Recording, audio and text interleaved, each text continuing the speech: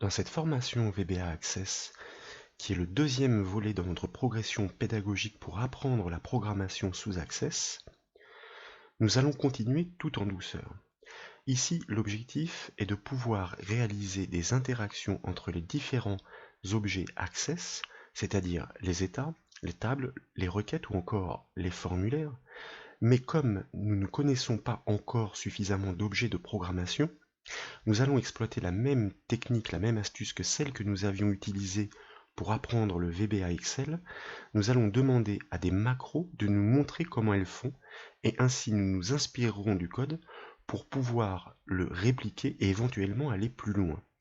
Nous partons donc d'une petite base de données conçue d'une toute petite table article à partir de laquelle est bâti ce formulaire, le formulaire article sur lequel sont déjà prévus tous les boutons, mais qui pour l'instant sont totalement inopérants dans la mesure où c'est à nous de pouvoir notamment coder le code VBA qui permettra de réaliser ces actions. Ce que nous souhaitons faire dans un premier temps, très simplement, au clic sur le bouton table, nous souhaitons afficher la table article intégralement. Nous allons donc créer une macro et nous consulterons le code généré par la macro pour pouvoir le répliquer directement dans le gestionnaire d'événements lié à ce bouton table. Pour ce faire, nous cliquons sur l'onglet Créer afin d'activer son ruban et à l'extrémité droite, nous allons cliquer sur le bouton macro afin de basculer dans le générateur de macros avec cette petite liste déroulante qui permet de définir et d'empiler les actions automatisées que nous souhaitons que la macro réalise. Nous l'avions déjà appris dans une formation Access pour faire l'interaction entre les différents objets de base de données. L'action Ouvrir table, nous tapons les premières lettres, permet effectivement de commander l'affichage d'une table. Forcément, cette macro requiert des arguments dont le plus logique, le premier, le nom de la table en l'occurrence ici à ouvrir, et il n'y en a qu'une, donc nous sélectionnons la table article. En mode feuille de données, très bien, et pourquoi pas ici, nous allons modifier le mode de lecture, plutôt que modification ou ajout, nous allons choisir lecture seule. Cela signifie que lorsque la macro affichera le contenu de la table, eh bien ces données seront protégées, nous pourrons seulement les consulter. Il convient donc d'enregistrer cette macro, CTRL S, nous allons l'appeler par exemple ouvrir table, comme le nom de l'action, comme ceci. Nous l'enregistrons si bien qu'elle doit apparaître dans le volet des objets Access sur la gauche, dans la section macro, et donc nous pouvons la fermer. Nous pouvons la tester pour nous assurer que l'action conduit bien au résultat escompté. En effet, lorsque nous double-cliquons sur le nom de la macro, elle affiche bien le contenu de la table article. Nous aurions obtenu exactement le même résultat en double-cliquant sur la table article elle-même. Sauf que la macro va pouvoir maintenant nous renseigner sur le code qu'elle a exploité. Pour ce faire, nous la rouvrons en mode création par clic droit et dans son ruban création, nous allons cliquer sur le bouton convertir les macros en Visual Basic. Nous allons décocher la case pour la gestion des erreurs. Nous laissons éventuellement les commentaires, quoique ce n'est pas fort utile, seul le code nous intéresse. Et nous validons en cliquant sur le bouton convertir, si bien que, comme vous le constatez, nous basculons dans l'éditeur de code Visual Basic. Par défaut, la feuille de code est attachée au formulaire, mais vous constatez que dans l'arborescence de l'explorateur de projet figure la section module dans laquelle il y a la conversion de notre macro. Nous double-cliquons sur cette dernière pour visualiser le code qu'a généré cette macro. docmd.openTable et puis tous les arguments de la méthode. docmd, donc c'est ce que nous apprend la macro, c'est une contraction de l'expression doCommand pour exécuter une action, exécuter une commande. Cet objet, associé à sa méthode openTable, donc littéralement pour ouvrir une table, quelle table en premier argument, c'est-à-dire celui qui est obligatoire. D'ailleurs, si vous vous mettez directement dans le fil du code, vous constatez que cette méthode demande bien le premier argument obligatoire table name, le nom de la table, article, suivi des arguments facultatifs, le mode d'affichage et le mode de lecture. Très bien. Nous allons donc nous imprégner de ce que vient nous apprendre en effet la macro avec son code converti en VBA pour le mettre en pratique directement sur notre formulaire. Nous sélectionnons depuis le formulaire en mode création notre bouton table, puis depuis sa feuille de propriété, que d'ailleurs vous pouvez afficher si elle n'est pas présente grâce au ruban création dédié du formulaire en cliquant sur le bouton feuille de propriété. Dans l'onglet événements de cette feuille de propriété pour le bouton table, puisqu'il s'agit des propriétés du contrôle sélectionné sur le formulaire, vous constatez que sont listés tous les événements disponibles pour gérer ou intercepter les événements qui vont se produire sur un bouton. Le plus logique est le clic. Nous allons cliquer sur le bouton à l'extrémité droite de cet événement et vous voyez que au clic sur un bouton, nous pouvons déclencher une macro ou une expression un peu comme les formules Excel ou encore un code VBA, ce que nous choisissons. Nous cliquons sur OK, si bien que nous basculons une fois de plus dans l'éditeur de code Visual Basic, attaché cette fois-ci au formulaire, le formulaire article, entre les bornes de la procédure événementielle TableClick. Procédure événementielle puisque c'est la procédure attachée à l'objet table. Table, c'est le bouton table, underscore click, l'événement du clic sur le bouton qui sera intercepté. Et donc, nous allons essayer cette fois-ci, nous-mêmes, de répliquer le code VBA qui permet en effet de commander l'affichage de la table. Nous avions vu qu'il s'agissait de l'objet docmd. Volontairement, nous ne respectons pas la case puisque la souplesse du VBA nous la corrigera pour nous et nous permettra de confirmer que nous ne sommes pas trompés dans l'orthographe. Nous avions constaté que la méthode était la méthode OpenTable, constaté l'apparition de IntelliSense qui nous permettra donc, selon ce procédé, de trouver d'autres méthodes intéressantes qui nous permettront de réaliser d'autres actions intéressantes avec cet objet docmd, d'où commande OpenTable. Nous validons l'emploi de cette méthode pour cet objet docmd et comme nous l'avons décrit tout à l'heure, le premier argument est obligatoire, il s'agit fort logiquement du nom de la table à ouvrir. Nous savons que cette table se nomme article, donc nous la tapons entre guillemets puisqu'il s'agit d'un texte, et ensuite, pour renseigner les arguments suivants, le mode d'affichage et le mode de lecture, constatez que IntelliSense se déclenche pour proposer les valeurs qui sont possibles, en l'occurrence ici le mode d'affichage normal que nous choisissons, il s'agit de constante, et puis virgule, le dernier paramètre, le mode de lecture en lecture seule pour protéger les données. Sachez encore une fois, et nous avions déjà fait ces remarques, que si vous sélectionnez un objet ou une méthode et que vous enfoncez la touche F1 du clavier, vous êtes redirigé sur l'aide en ligne qui vous permettra de savoir à quoi servent les objets et les méthodes et comment on les remplit avec quel type d'argument. Nous enregistrons ces modifications et nous validons. Et puis, nous fermons l'éditeur de code et nous allons maintenant exécuter notre formulaire avec par exemple la touche F5 du clavier. Nous pouvons éventuellement changer d'enregistrement. Nous cliquons sur le bouton table pour constater en effet que le bouton table, désormais grâce au code VBA et l'objet docmd, permet d'afficher l'intégralité de la table. Donc nous avons déjà appris quelques petits rudiments de programmation avec cet objet et ses méthodes associées, en l'occurrence ici pour l'instant la méthode OpenTable, mais nous pourrions dire que le résultat n'est pas très satisfaisant dans la mesure où en effet afficher l'intégralité du contenu d'une table ne propose que très peu d'intérêt. Ce que nous souhaiterions, c'est par exemple afficher l'intégralité ou le détail pour l'enregistrement en cours de consultation depuis le formulaire. Mais il n'est pas possible de filtrer une table. En revanche, une requête, elle, peut afficher ou permettre de visualiser un instantané d'une table selon un critère. Mais il faut encore que ce critère soit dynamique. Ça veut dire que, en fonction du champ de la clé primaire qui est l'article ici, eh bien lorsque nous cliquerons sur le bouton requête, nous souhaitons visualiser l'intégralité de l'enregistrement pour cet article seulement, sans les autres. L'intérêt, ce serait d'imaginer que nous avons un formulaire qui ne propose que les champs principaux, et lorsque nous cliquons sur le bouton détail, nous avons tous les autres champs qui permettent d'afficher l'intégralité des informations de l'article. Nous devons donc commencer par créer une requête. Donc nous repassons par le ruban créer, et puis tout simplement, dans la section requête de ce ruban, nous allons cliquer sur le bouton création de requête. Nous n'avons pas grand choix forcément, seule une table figure pour l'instant dans cette base de données, donc nous la sélectionnons et nous fermons cette petite invite.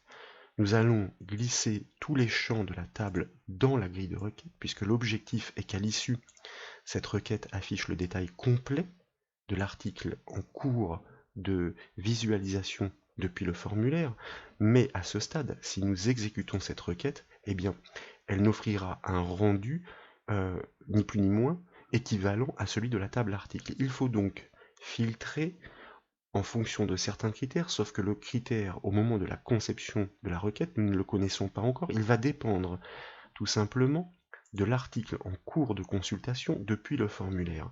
Ça veut dire qu'il s'agit ici d'un critère dynamique que nous allons générer grâce au générateur d'expression que propose Access sur le champ article. Pour ce faire, dans la zone critère du champ article, clé primaire, c'est ce qu'indique d'ailleurs cette petite clé ici dans la représentation, nous réalisons un clic droit et nous choisissons Créer dans le menu contextuel pour afficher le générateur d'expression.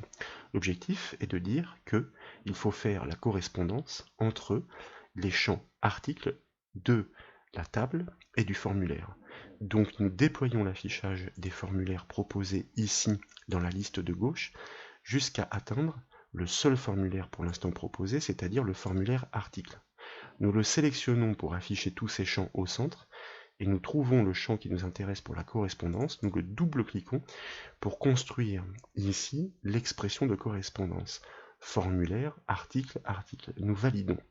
Cette expression de correspondance va servir à désigner le critère suivant. Il faut que la valeur du champ article de la requête issue de la table article soit équivalent à la valeur du champ article du formulaire qui a été lui-même conçu sur la table article au moment de sa consultation.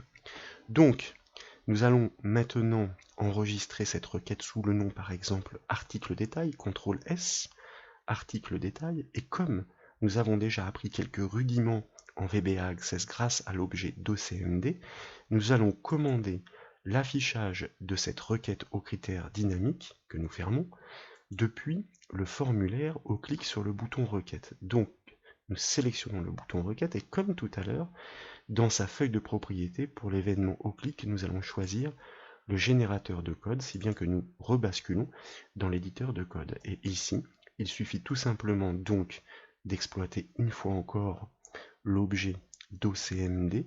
Forcément, ce n'est plus la même méthode, mais comme il y a IntelliSense, on la trouve facilement. Et effectivement, il y a la méthode OpenQuery, query pour requête, qui permet d'ouvrir une requête d'ailleurs qui est une table spéciale, une table filtrée selon des critères de requête, dans laquelle nous allons donc indiquer, là encore vous voyez que le renseignement est strictement identique, le nom de la requête en question, nous l'avons nommé article détail donc, nous tapons son nom entre guillemets, et puis ensuite nous exploitons IntelliSense pour pouvoir renseigner la constante de l'affichage et la constante du mode de lecture. Nous enregistrons ces modifications, nous fermons la fenêtre de l'éditeur de code, nous revenons sur le formulaire que nous exécutons avec la touche F5 du clavier. Nous allons, pour constater que le résultat est satisfaisant, nous placer sur un autre enregistrement, par exemple le marteau, le R006. Nous cliquons sur le bouton requête pour constater en effet que cette fois-ci nous avons le niveau de détail complet en effet de l'article en cours de consultation, le marteau R006, depuis le formulaire. Donc cette interaction qui mélange en même temps du code VBA et une requête au critère dynamique fonctionne parfaitement. Il s'agit maintenant de progresser pour continuer de découvrir les fonctionnalités que propose cet objet docmd, notamment pour établir des relations entre le formulaire et les états. Dans un premier temps, nous allons commencer pour découvrir simplement comment, en code VBA, il est possible d'afficher l'intégralité de l'état, même si le résultat ne sera pas très satisfaisant, à l'instar de ce que nous avions fait d'ailleurs sur la table article. Mais cette méthode aura au moins le mérite de nous faire découvrir quelle est la méthode et quels sont les arguments qu'il va falloir utiliser pour pouvoir conduire cette opération. Dans un premier temps, si nous souhaitons commander l'affichage d'un état, eh bien, il faut construire un état. Donc, nous allons tout simplement commencer par construire l'état à partir de la table article que nous présélectionnons depuis le volet des objets Access et comme toujours, À l'aide du ruban créé dans la section des états, nous cliquons sur le bouton état. Comme nous avons présélectionné la table article, l'état se construit instantanément sans étape intermédiaire, avec un rendu plus ou moins correct. À vous de passer en mode conception pour l'améliorer s'il vous déplaît. Ici, ce n'est pas l'objectif de la formation. Nous allons éventuellement lui appliquer un petit thème, c'est-à-dire des préférences de mise en forme, de mise en page et de couleur. Et puis, nous allons l'enregistrer, pourquoi pas, donc CTRL S sous le nom état article, comme ceci, avec un underscore. Autant éviter les caractères latins et les espaces dans le nom des objets, d'une manière générale, qu'il s'agisse d'objets access graphiques ou bien d'objets de programmation. L'objectif donc est de pouvoir commander en VBA au clic sur le bouton état l'affichage de l'état que nous venons de construire. Donc, une fois que ce bouton est sélectionné depuis le formulaire, comme toujours, nous allons choisir d'afficher le générateur de code pour nous placer entre les bornes de la procédure événementielle du clic sur le bouton état. Donc, un code, un événement qui va être intercepté au clic sur ce bouton et qui va déclencher le code que nous écrivons ici. Il s'agit donc toujours de l'objet docmd, doCommand, et IntelliSense nous permet de découvrir que la méthode à exploiter pour ouvrir un état se nomme OpenReport. Et lorsque nous poursuivons, vous constatez qu'il y a un peu plus d'arguments à fournir, mais néanmoins, seul le premier, comme toujours, est essentiel. Donc, il s'agit fort logiquement du nom de l'état. Nous venons de l'appeler état article, nous le renseignons. Et il y a plus d'arguments tout simplement parce que il y a certaines possibilités de filtres ou de critères que l'on peut appliquer au moment où on commande l'affichage d'un état. Un état, c'est un rapport. Donc nous souhaitons ici afficher l'aperçu avant impression, ACViewPreview, qui est proposé par IntelliSense. Et lorsque nous tapons une virgule pour passer à l'argument suivant, nous voyons que nous sommes sur le filter name et ensuite le where condition. Comme nous ne savons pas exploiter ces arguments, nous faisons suivre les virgules pour pouvoir les ignorer et atteindre le dernier argument de la fonction afin d'indiquer que nous souhaitons un affichage normal avec la constante qui est proposée par IntelliSense. Et dès lors, nous pouvons valider cette ligne de code et vous voyez que, encore une fois, VBA va corriger la casse, indiquant que vraisemblablement tout est correct. Nous enregistrons ces modifications, nous allons tester et nous exécutons notre formulaire. Nous allons nous placer peu importe sur un autre enregistrement. De toute façon, ici, lorsque nous cliquons sur le bouton état, nous affichons en effet l'état complet, celui que nous avons construit. L'interaction fonctionne bien. Effectivement, elle ne présente pas grand intérêt dans le résultat final puisqu'elle affiche l'ensemble des articles référencés dans la table articles. Néanmoins, elle nous a permis d'apprendre la méthode et quelques arguments en VBA qui permettent de commander l'affichage d'un état.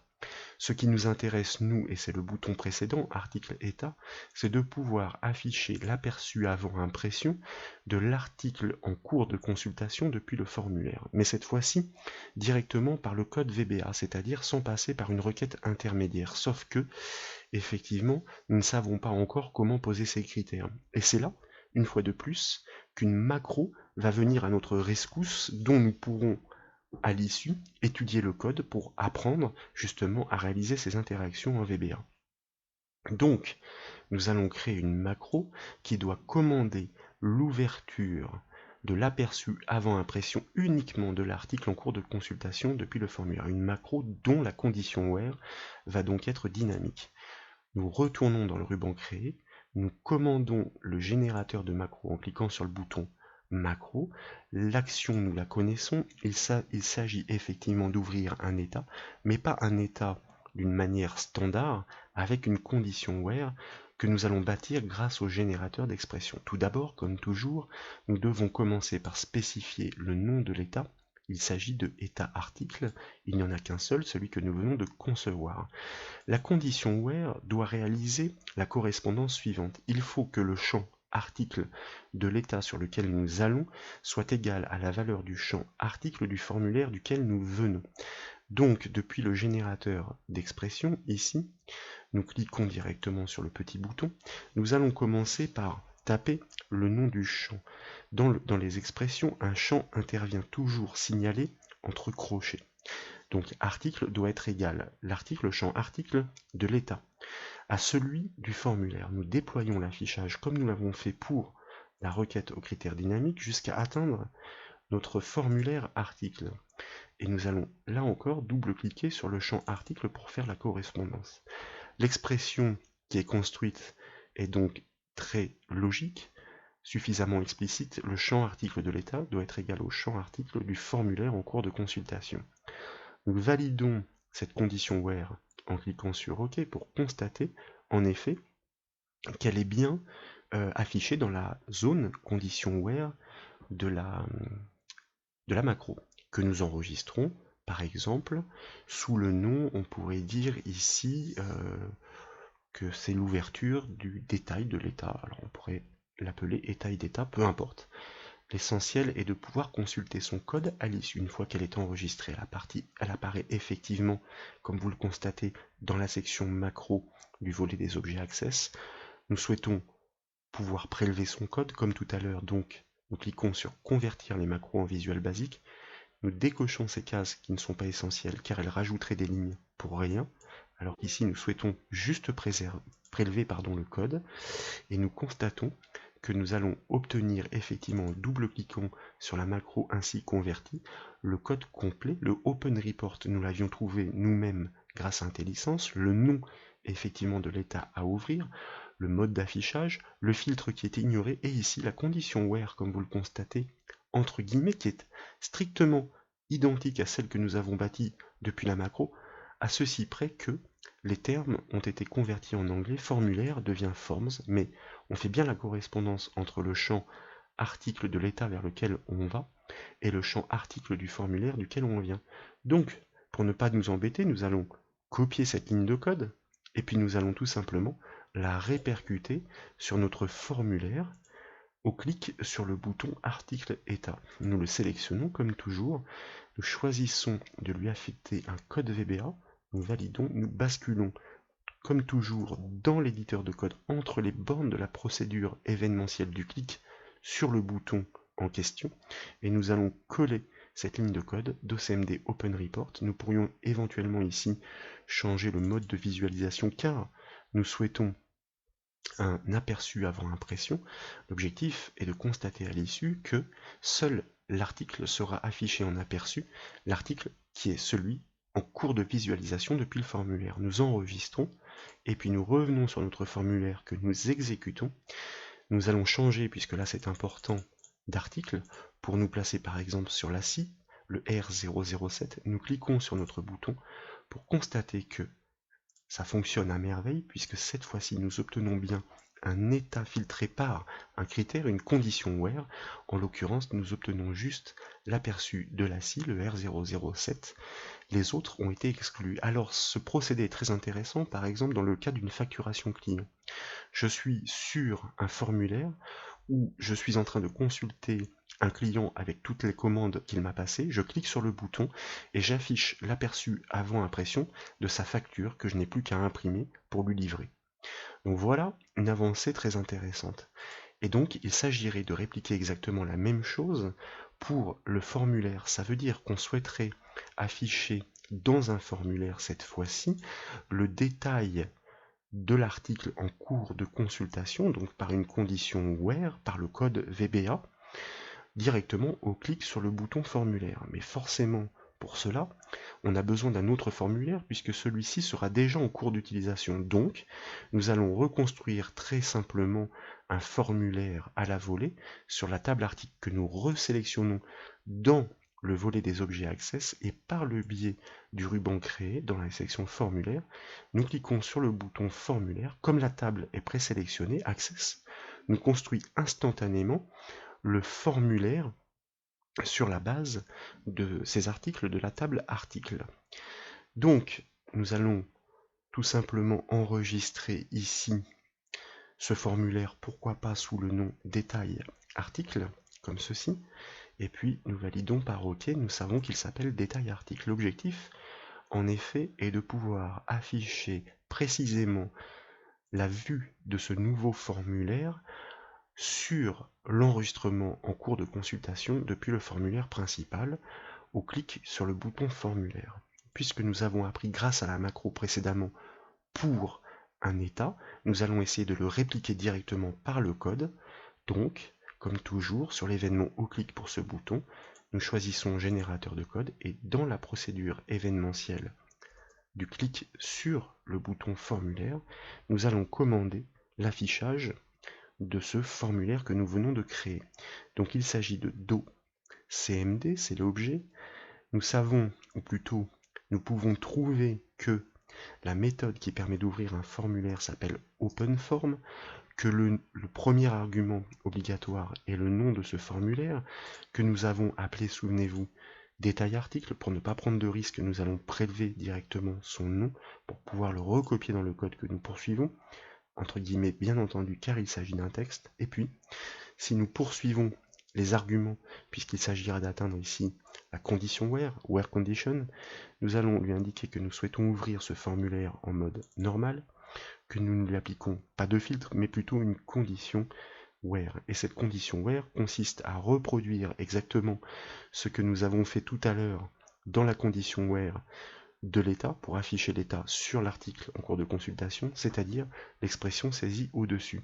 Nous pourrions la copier et la coller, pourquoi pas. Bon, nous allons la saisir parce que nous allons montrer que nous avons bien compris et appris. Donc forcément, entre guillemets, un nom de champ, nous le savons, entre crochets, c'est ainsi que les expressions sont bâties. Le champ article du formulaire vers lequel on va doit être égal au champ article du formulaire duquel on vient. Donc on désigne dans l'arborescence par l'objet forms qui désigne tous les formulaires. Quel est ce formulaire? Il s'agit du formulaire du nom article au pluriel, là aussi donc entre crochets, point d'exclamation, pour la suite de l'expression, et le champ de ce formulaire est le champ article pour la correspondance des champs entre eux. L'expression est terminée, nous fermons les guillemets, et nous passons avec la virgule au dernier argument pour demander un mode de lecture seul, afin de protéger les données encore une fois. Bien, on va vérifier qu'on ne s'est pas trompé dans la conception de l'expression, nous enregistrons et fermons, nous exécutons notre formulaire, nous changeons volontairement d'enregistrement, cette fois-ci nous nous plaçons sur le R008, la pioche, nous cliquons sur le bouton formulaire pour constater qu'effectivement nous passons bien sur le formulaire détail article, mais filtré, regardez, c'est ce qui est indiqué ici, et nous affichons uniquement les informations de l'article qui était en cours de consultation depuis le formulaire d'origine.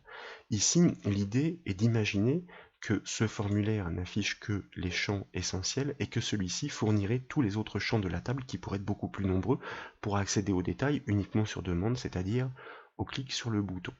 Donc, petit à petit, grâce à cet objet d'OCMD, nous avons appris les méthodes OpenTable, OpenQuery, OpenForm, OpenReport, et pour les deux derniers, Form et Report, eh bien nous avons vu que nous pouvions créer des conditions where, des critères de manière à afficher un formulaire filtré ou un état filtré lui aussi, pour juste proposer la vue des articles en cours de consultation depuis le formulaire. Pour terminer sur cette première ligne des actions, on va dire standard, nous souhaitons afficher l'état de l'article en cours de consultation, mais grâce à une requête, c'est-à-dire sans code. Eh bien, il suffit de bâtir tout simplement un état, non pas sur la table article, mais sur la table article détail, qui, elle, attend le critère dynamique du formulaire, donc les trois vont être liés, et quand on cliquera sur le bouton, une macro va commander l'affichage de cet état, qui va attendre le critère dynamique de la requête, qui va elle-même la calculer en fonction du formulaire. Donc vous voyez, cette interaction est particulièrement intéressante. Pour ce faire, nous allons commencer par repasser en mode création du formulaire, et puis, pour pouvoir construire cet état, nous sélectionnons bien la requête, puisqu'une requête est une table spéciale. Elle sert donc bien à créer aussi des formulaires et des états si nous le souhaitons. Et dans le ruban créer, à partir donc de cette requête article détail, nous allons créer un état à la volée, et forcément vous voyez que le rendu est vierge puisque le critère est dynamique, donc pour l'instant il ne fournit rien. Nous pouvons éventuellement lui appliquer un petit thème, histoire de l'améliorer très très rapidement, et nous allons l'enregistrer, pourquoi pas, sous le nom article détail, cela nous convient très bien. Le nom ne va certes est le même que celui de la requête, mais l'ambiguïté est vite limité dans la mesure où tous les objets access, comme vous le constatez, sont catégorisés ici par section, par objet, table, requête, formulaire, état, donc c'est très clair.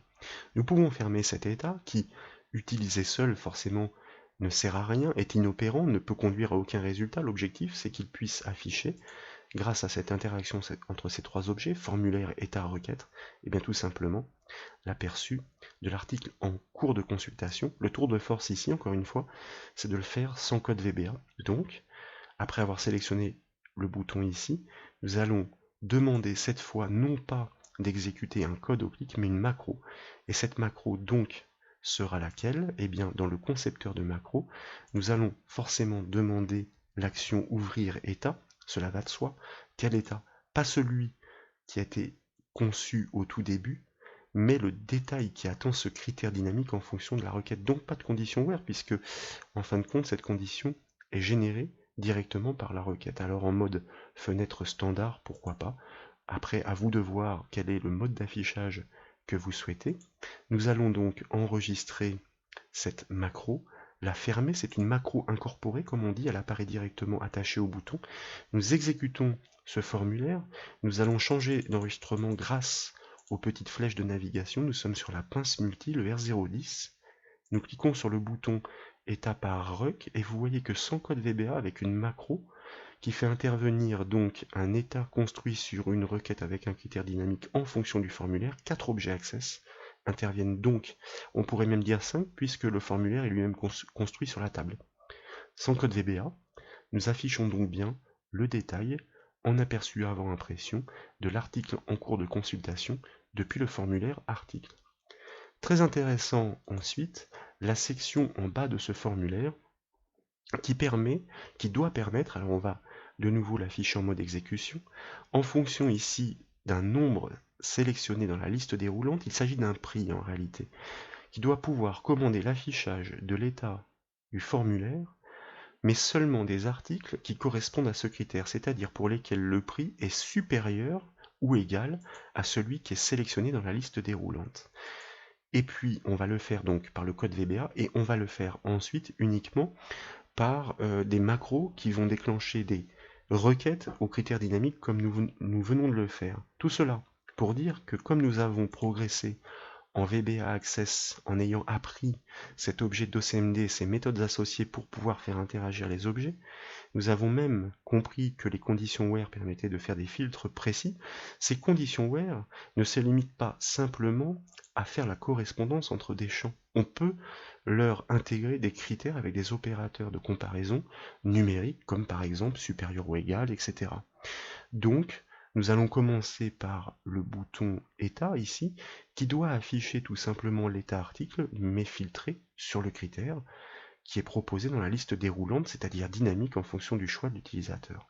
Comme toujours, nous cliquons sur le bouton à 3 points associé au bouton état, nous commandons le générateur de code pour nous retrouver entre les bornes de la procédure événementielle, c'est-à-dire au clic sur le bouton état. L'objectif donc est de commander tout simplement l'affichage de l'état, c'est-à-dire de l'aperçu avant impression d'OCMD, méthode Open Report. Quel est le nom de cet état? Comme tout à l'heure, pour ne pas prendre de risque, si des fois nous avons la mémoire courte, nous allons le prélever, F2, CTRL-C, pour le valider, revenir dans l'éditeur de code, et ici donc, premier paramètre obligatoire, entre guillemets, il s'agit d'un texte, le nom de l'état à ouvrir. Très bien. Le mode d'affichage, comme toujours, aperçu avant impression, pas de filtre, mais une condition where. Et effectivement, la where condition ici consiste non plus à faire la correspondance entre les champs articles, mais à expliquer que le prix unitaire hors taxe, car le nom du champ est PUHT, doit être supérieur ou égal au prix qui est désigné depuis le formulaire par le biais de la liste déroulante. Alors vous voyez que ce champ ici, issu de la table article, se nomme bien PUHT, c'est le nom d'objet, et que cette liste déroulante, ici vous voyez que le volet de la feuille de propriété s'adapte au contrôle sélectionné, son nom est critère sans l'accent. Donc nous allons exploiter ces noms d'objets. Ici l'objectif donc dans la condition where de notre expression est de pouvoir expliquer que le prix unitaire hors taxe des articles qui doivent être affichés sur l'état en mode aperçu avant impression doivent être supérieurs ou égal. On est en train de construire l'expression, alors attention de ne pas faire comme moi, il ne faut pas oublier de construire cette expression entre guillemets surtout, sinon elle ne marchera pas. Donc, ce prix unitaire hors taxe sur l'état doit être supérieur à celui sélectionné dans la zone, la liste déroulante du formulaire. Alors on reconstruit l'arborescence de l'expression comme nous l'a montré la macro tout à l'heure. Nous désignons les objets formulaires pour pouvoir descendre jusqu'au formulaire par son nom, entre crochets, c'est le formulaire article, point d'exclamation. Ce n'est plus le champ article que nous prélevons ici, mais effectivement l'objet ou le contrôle critère, la liste déroulante, c'est-à-dire ce qu'elle contient, la valeur numérique que nous aurons choisie. Nous fermons les guillemets pour boucler cette expression et nous passons avec la virgule au dernier argument, AC window normal, qui est le mode d'affichage. Nous allons enregistrer pour voir si effectivement ce code que nous avons tenté par rapport aux bases que nous avions apprises fonctionne. Nous validons l'exécution du formulaire par F5 et nous allons demander dans un premier temps d'afficher l'état général.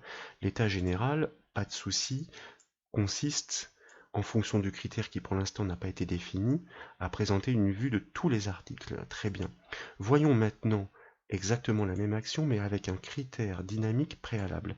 Tous les prix supérieurs à 50. Nous cliquons sur le bouton état et cette fois-ci vous constatez que pour le même état dont l'affichage est commandé, eh bien la vue n'est plus du tout la même, elle est synthétisée autour des articles dont le prix effectivement correspond au critère de la condition where, PUHT, supérieur à la valeur numérique sélectionnée dans la liste déroulante du formulaire. Cela fonctionne très bien.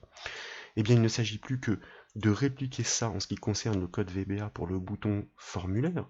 Cela signifie qu'il faut afficher cette fois-ci l'autre formulaire qui s'appelle détail article, mais filtré sur les enregistrements pour lesquels le prix unitaire sera supérieur à cette valeur dynamique. Donc, depuis l'onglet événement de ce bouton, à l'événement au clic, nous choisissons comme toujours un code VBA pour nous retrouver comme toujours entre les bornes de sa procédure événementielle au clic sur le bouton. Et nous allons donc écrire l'expression. Maintenant, nous nous sentons plus à l'aise avec ce que nous avons appris. Open, nous le savons, ce n'est pas un report, mais un form pour un formulaire. Et là, il s'agit donc de désigner le nom de ce formulaire que nous allons de nouveau prélever pour être sûr de ne pas faire de faute d'orthographe, pour pouvoir le coller dans notre procédure, dans notre méthode. Premier argument. Donc, nous souhaitons ouvrir le formulaire détail article.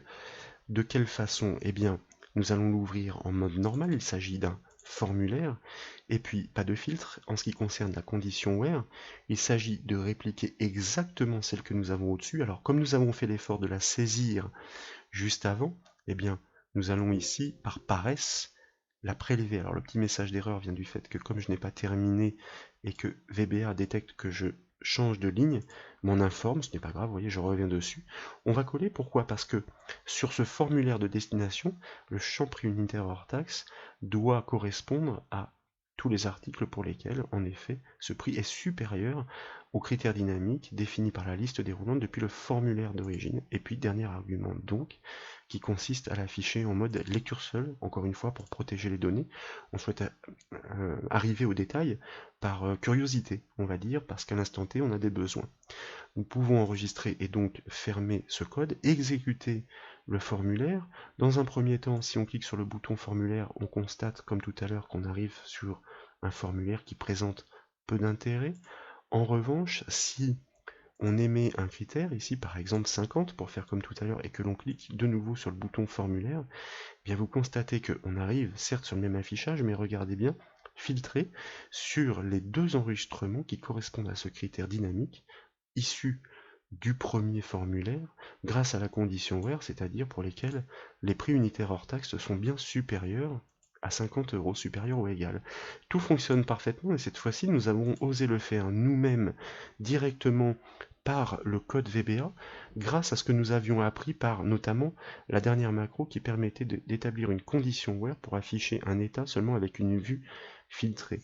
Et pour terminer très simplement, eh bien, Nous souhaitons faire la même chose sans code VBA, car ce tour de force est encore possible, mais pour ce faire, il faut construire un état et un formulaire particulier sur une requête au critère dynamique. Le critère dynamique dépendra cette fois-ci du champ PUHT en fonction de la valeur du formulaire. Donc nous allons commencer par créer une requête, et pour ce faire, donc, nous allons dans l'onglet Créer, et dans le ruban Créer, comme nous l'avons fait tout à l'heure, nous allons choisir Création de requête, ajouter la table article, et puis de la table article, nous allons sélectionner tous les champs, sauf que cette fois-ci, le critère dynamique ne sera pas posé sur le champ article, il ne s'agit plus d'une correspondance de clé primaire, mais d'un critère placé sur le champ prix unitaire hors taxe qui doit être supérieur ou égal au prix unitaire hors taxe, ou plutôt au prix défini dans la liste déroulante du formulaire. Donc clic droit dans la zone de critères pour ce champ, créer dans le menu contextuel pour afficher le générateur d'expression, où nous allons manuellement commencer cette expression. Le critère consiste à dire que nous devons être supérieur ou égal à la valeur numérique de la liste déroulante. Nous déployons l'affichage des formulaires dans la liste de gauche jusqu'à atteindre notre formulaire article, qui est celui qui est le formulaire principal. Et pour dire en défilant que il faut trouver tout simplement ce contrôle critère qui est ici, que nous double-cliquons pour construire et bâtir l'expression. Notre champ prix unitaire hors taxe, nous validons, doit être supérieur ou égal à la valeur numérique de la liste déroulante issue du formulaire article. Nous pouvons donc ici enregistrer cette requête dynamique sur le prix unitaire hors taxe. Nous allons l'appeler par exemple article prix pour qu'elle soit explicite. Et puis, nous la validons. Fort logiquement, si nous l'exploitons seul, cette requête ne peut pas être utilisée comme ceci, puisqu'elle ne connaît pas, en effet, le critère dynamique. Donc, il s'agit maintenant, sur la base de cette requête au critère dynamique, de construire et un état et un formulaire. Nous la présélectionnons dans le volet des objets Access, et par le biais du ruban Créer, nous commençons par exemple par créer un formulaire instantané sur la base de cette requête dynamique qui fort logiquement conduit à une représentation vide parce que le critère n'est pas encore défini par l'apparition du formulaire de départ. Notre liste déroulante pour l'instant n'a sélectionné aucune valeur, si bien que nous pouvons l'enregistrer.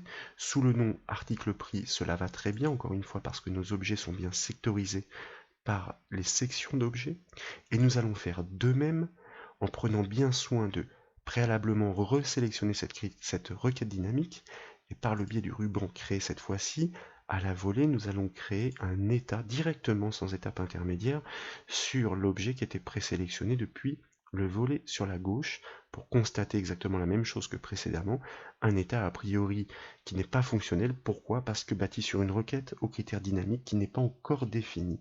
Nous l'enregistrons de même sous le nom article prix, et puis il ne reste plus qu'à faire des actions triviales, puisqu'il s'agit cette fois-ci sans code VBA, pour le premier bouton de commander par le biais d'une macro l'affichage de cet état qui est bâti sur un critère dynamique grâce à la requête, encore une fois, interaction entre tous les objets, donc générateur de macro. Et dans la fenêtre de conception, l'action ouvrir état qui correspond à Open Report en VBA, c'est ce que nous avons appris grâce à la conversion des macros. Il s'agit ici de choisir l'état en question, article prix, et puis, donc pas de condition where, elle est générée directement par la requête dynamique que nous pouvons choisir en standard, peu importe, tout va bien. Nous enregistrons cette macro, il s'agit d'une macro incorporée, et puis dans la foulée, nous testerons les deux ensemble.